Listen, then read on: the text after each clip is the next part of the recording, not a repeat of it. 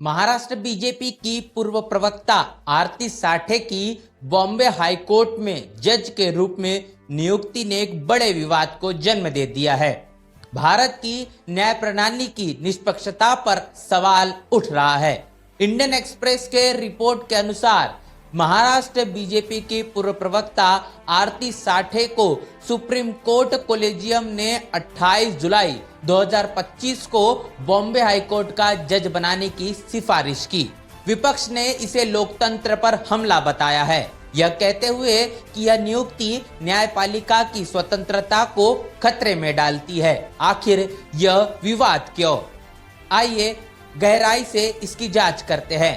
आरती साठे 2023 से 2024 तक बीजेपी की प्रवक्ता थी और जनवरी 2024 में इस्तीफा दे चुकी थी, लेकिन विपक्षी नेता रोहित पवार और नाना पटोले ने इसे न्यायपालिका को राजनीतिक अखाड़ा बनाने की कोशिश बताया। यह पहला मामला नहीं है। पूर्व सीजीआई रंजन गोगोई को 2020 में सेवानिवृत्त के 4 महीने बाद राज्यसभा में नामित किया गया, जिसकी व्यापक आलोचना हुई। गोगोई ने अयोध्या और राफेल जैसे मामलों में फैसले सुनाए जो सरकार के पक्ष में माने गए। क्या ऐसी नियुक्तियां न्यायपालिका की निष्पक्षता को कमजोर करती है? भारतीय संविधान का अनुच्छेद 50 कहता है कि न्यायपालिका को कार्यपालिका और विधायिका से स्वतंत्र रहना चाहिए। इंडियन एक्सप्रेस के अनुसार साठे जैसी नियुक्तियां इस सिद्धांत को कमजोर कर सकती है।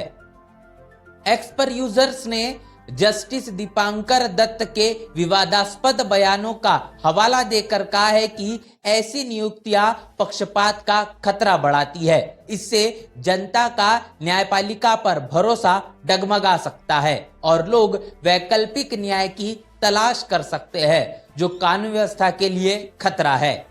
साठे की नियुक्ति सुप्रीम कोर्ट कोलिजियम द्वारा की गई, लेकिन इस सिस्टम की पारदर्शिता और जवाबदेही पर सवाल उठते हैं।